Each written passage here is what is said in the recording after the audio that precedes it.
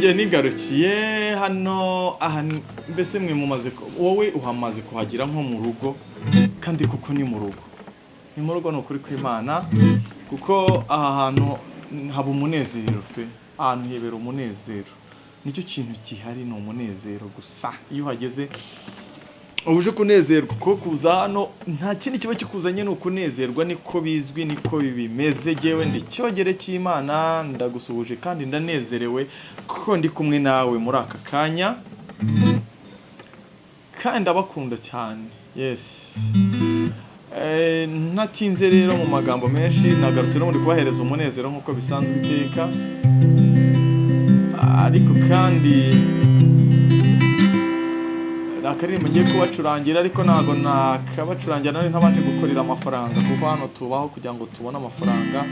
kandi tubaho kubera amafaranga uyu munezero tubaho ko twakoresheje amafaranga reka mbanze nkorera amafaranga hanyuma nze mbanezeze ndagira ngo rero mubwire ko umuntu uzagutegurira ubukwe neza akabugutegurira kumva ko guteguriye ubukwe neza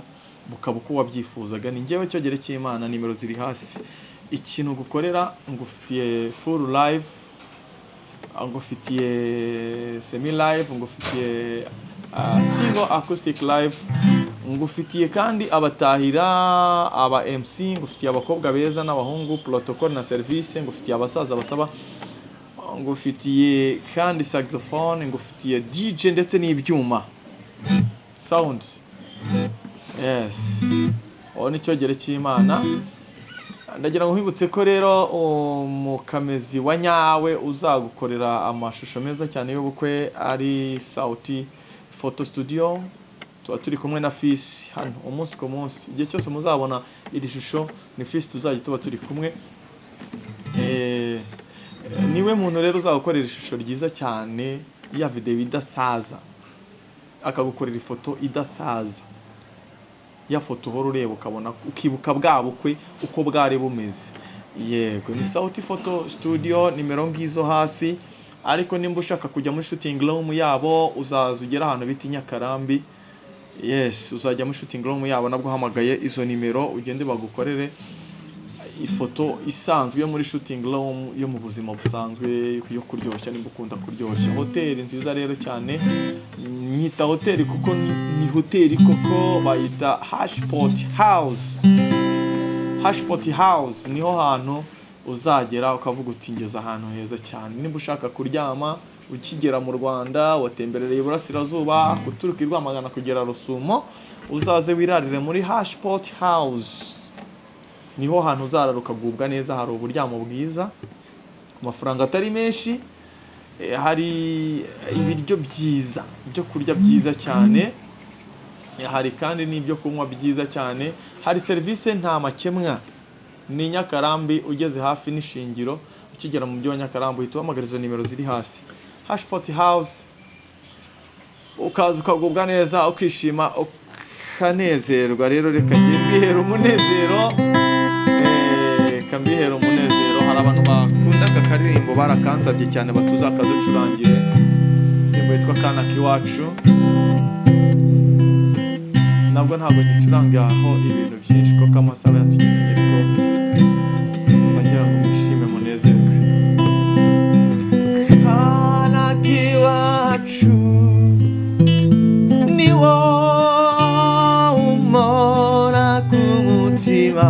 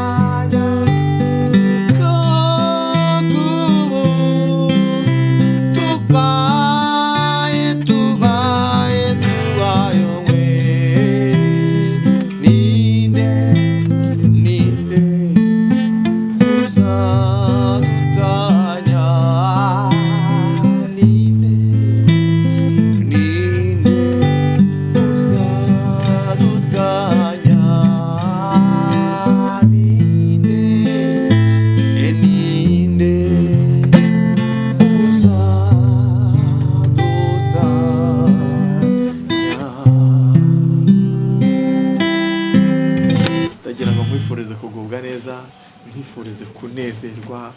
mwifurize umunezero, mwifurize kumva ko nyine stress zishize mu mutwe, mwifuze kumva ko rwose uguwe neza. Kanda subscribe, ukande like, ukore na share kugira ngo n'abandi bantu ukunda banezerwe, bumve ko batuje ku mutima. Ni MC Cyogere cy'Imana, merci beaucoup. Turi kumwe kandi umunezero nakagaruka hano kwa MC Cyogere cy'Imana. Ciao.